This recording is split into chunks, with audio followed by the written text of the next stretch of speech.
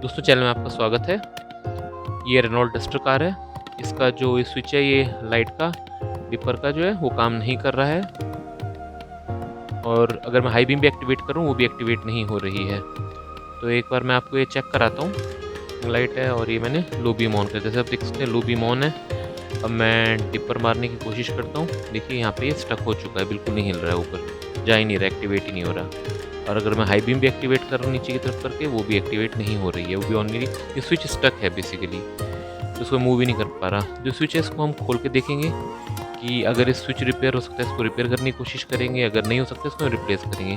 तो उसके लिए हमें स्विच निकालने के लिए ये नीचे वाला जो ब्लैक कवर है ये खोलना पड़ेगा, तभी स्विच बाहर आएगा। तो ये ब्लैक कवर खोलने के लिए नीचे दो स्क्रू दिए गए हैं, टॉरेक्स स्क्रू हैं ये। तो ये दोनों खोलना है, उसके बाद हमारा ये फ्री हो जाएगा। उसके बाद हम इसे आराम से लॉक होते हैं, लॉक हाथ से खोल सकते हैं इसके।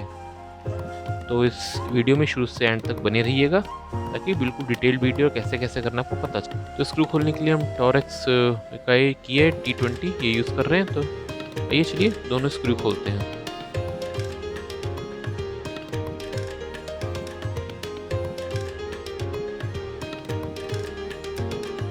तो दोस्तों हमने स्क्रू खोल लिया। अभी जो प्लास्टिक है ये फ्री हो चुका है, तो कोई स्क्रू से टाइट नहीं है, ये बिल्कुल फ्री है। अब ये जो आपका जो स्विच होता है राइट साइड को, यहाँ पे इसका जॉइंट होता है, तो आपको यहीं से इसको ओपन करना है। अगर यहाँ पे आप दोनों हाथ से ऊपर की और नीचे की तरफ खींचेंगे तो आपका ये खुल जाएगा। तो चलिए इसको मैं अब एक बार खोल के दिखाता हूँ आपको। इस कवर को खोलने के लिए आपको यहाँ पे अपना जो है यहाँ पे जॉइंट होता है जैसे मैंने बताया, तो आपको यहाँ पे एक ऊपर खींचना है और एक नीचे की तरफ खींचना है। तो थोड़ी यहाँ पे टाइट स्पेस होती है, इस कारण मैं आपको पूरा दिखा नहीं पा रहा, लेकिन आप ऊपर नीचे इसको खींचेंगे तो आराम से खुल जाता है आपका। तो देख सकते हैं आपका नीचे वाले जो कवर है ये खुल गया है हाथ से खींचने पे नॉर्मल। और जो ऊपर वाला कवर है इसको आपको सीधे ऊपर स्लाइड करके आप इसको आराम से निकाल सकते हैं। तो आप देख सकते हैं दोनों कवर खुल गए हैं, ऊपर नीचे वाला। तो आसान है, सिंपल से स्क्रू खोलिए, उसके बाद आप ऊपर नीचे अगर खींचेंगे ये खुल जाएगा। इसमें ऐसा कुछ नहीं कि टूल चाहिए, कोई टूल नहीं चाहिए। यहाँ देख सकते हैं आप, ये आपका स्विच एक्सेसिबल है। ये स्विच है आपका, इसमें दो स्क्रू लगे, अगेन दोबारा ये टॉरेक्स है। इसको जब हम स्क्रू खोलेंगे उसके बाद आपका पूरा जो स्विच है ये स्लाइड होकर बाहर आ जाएगा। इसमें पीछे दो वायर कनेक्ट होते हैं, एक ऊपर और एक नीचे, तो वो वायर भी हमें खोलनी है। तो यहाँ से स्क्रू क्लियरली विजिबल है। तो स्क्रू जो है आपको खोलने के लिए क्या करना है, दोनों स्क्रू आपको जो अपना स्टीयरिंग है लेफ्ट हैंड साइड को रोटेट कर लिया ताकि आपको सामने से ओपन क्लियर एक्सेसिबल हो ओपन करने के लिए, अदरवाइज आपका स्टीयरिंग है बीच में अड़ेगा।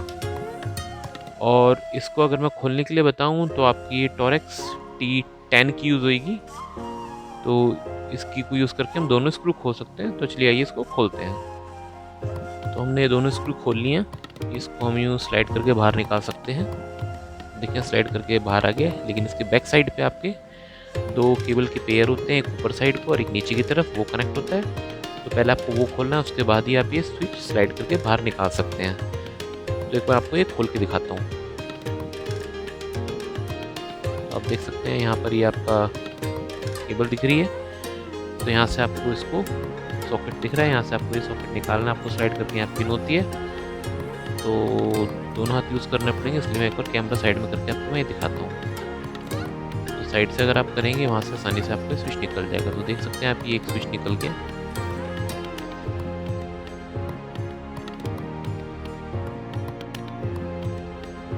अब एक होता है नीचे की तरफ, इसमें दो वायर होते हैं ब्लैक और रेड जो आपको दिख रही हैं, तो ये आपका नीचे की तरफ कनेक्ट होता है।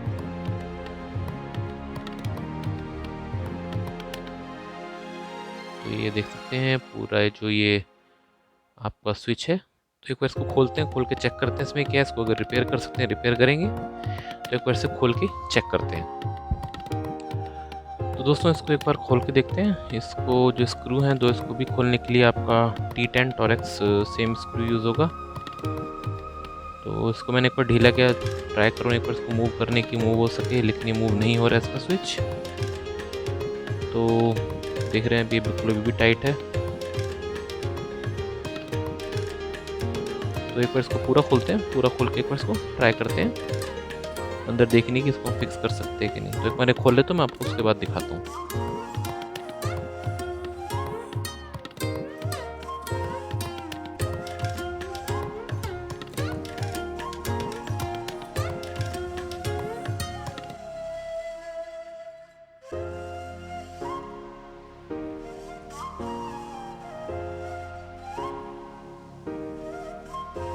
तो देखिए मैंने अनलॉक कर दिया। अनलॉक करेंगे इसको ऊपर आप उठा लीजिए और ये आपका आगे ये जो आपको जो लीवर बाहर दिख रहा है ये आपका इंडिकेटर को ऑटोमेटिक कट करने के लिए होता है।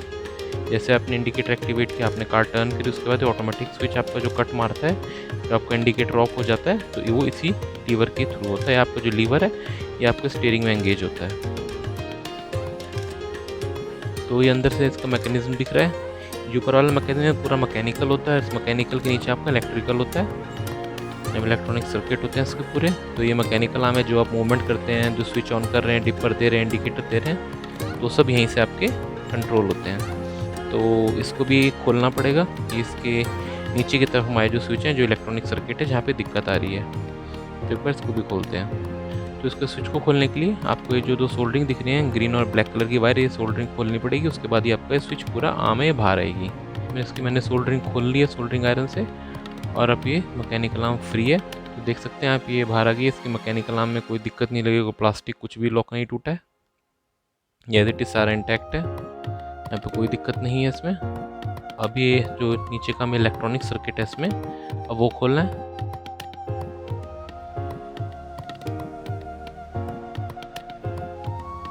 तो देख सकते हैं आपके बाहर आ गया, आपका इलेक्ट्रॉनिक सर्किट है, देख रहे हैं आप, पूरे अंदर दिख रहे हैं। और यहाँ देखिए इसमें ये दिक्कत है, ये जो स्विच है ये आपका हाई बीम का, और ये जल गया, देख रहे हैं पीछे से भी ये जल गया पूरा।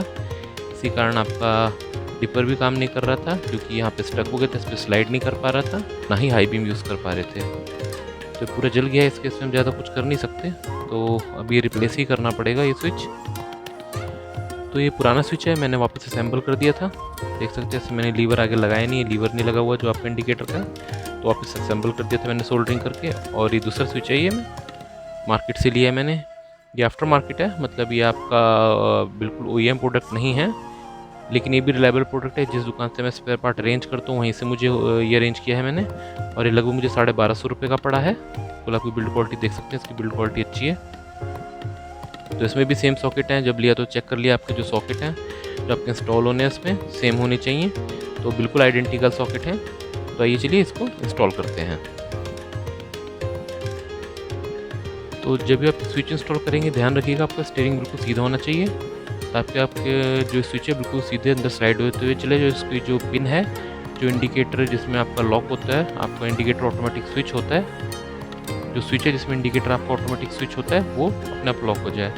तो एक बार स्विच आपका इंस्टॉल हो जाए, उसका स्टीयरिंग आपको थोड़ा लेफ्ट हैंड साइड को रोटेट कर सकते हैं, और इसके जो दो स्क्रू हैं ये वापस इंस्टॉल कर देंगे।